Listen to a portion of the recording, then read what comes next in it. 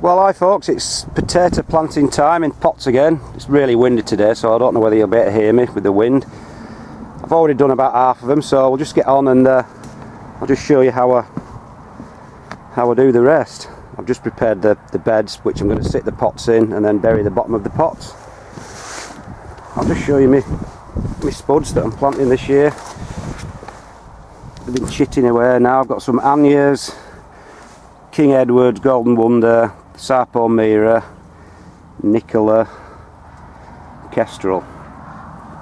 So as you can see, they've got some chits on now, some sprouts, so they should be up a bit quicker than if you didn't chit them. So I'll just get on and I'll show you how easy it is to plant them in the pot.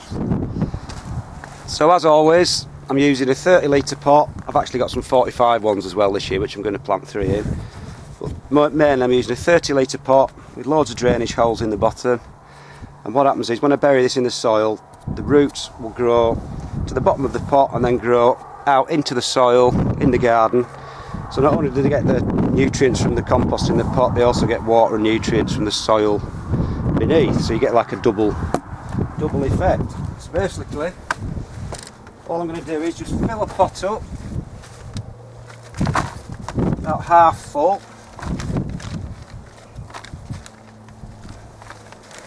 General bog standard multi-purpose. This is your cheapest I can find, which is B&Q stuff in big 125 litre bales. And then fertilizer wise, I usually just use bloodfish and bone, about 2.5 ounces mixed in. But this year I'm going to try some of this stuff called Potato Magic. It's a specific potato fertilizer. And it's got, if I can read the label, 12, 11, 18 NPK, so it's high potash, which in theory will give you bigger potatoes, and it's about double strength of the bloodfish and bone, because that's only 555 where this is 12, 11, 18. So I'm only going to use a little bit of this. That's what it looks like, little green granules. So I'm going to use just over 1 ounce of this. Just going to drop that into the half pot of compost and just mix that in well to hold the compost. Give it a good mix up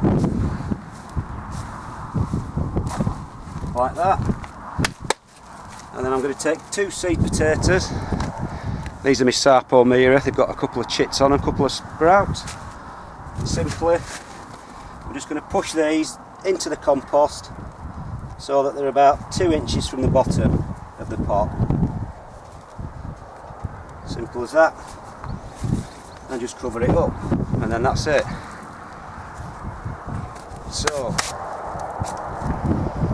then what I'll do is, I'll just try and shift the old camera about, if I can see.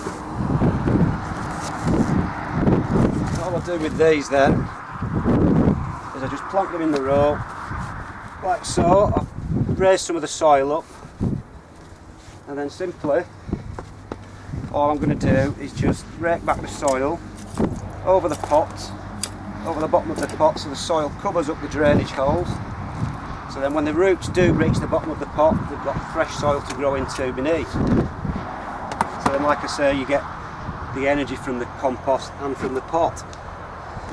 And then when they start growing up and sprouting through, when they get to about maybe 6 inches tall, you're going to keep topping this pot up, leaving a few inches of the leaves sticking through until you reach the top of the pot. And then that's it. You just keep watering it as normal.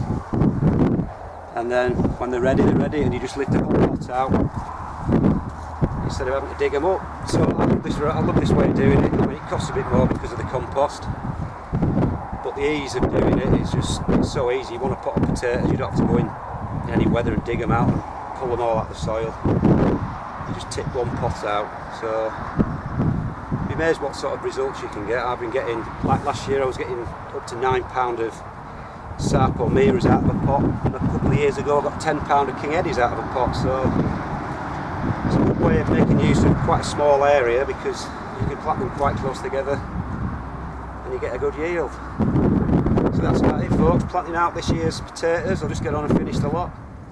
So there we go folks, that's all my spuds planted bar 2 pots because I forgot to bring my kestrel with me. So that's 20 pots, 5 square metre plot, hoping to get about £150 out of these.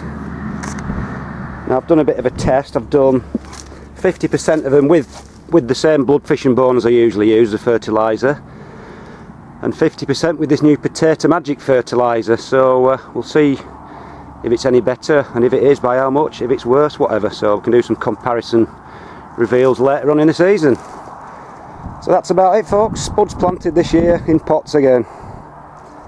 See you later.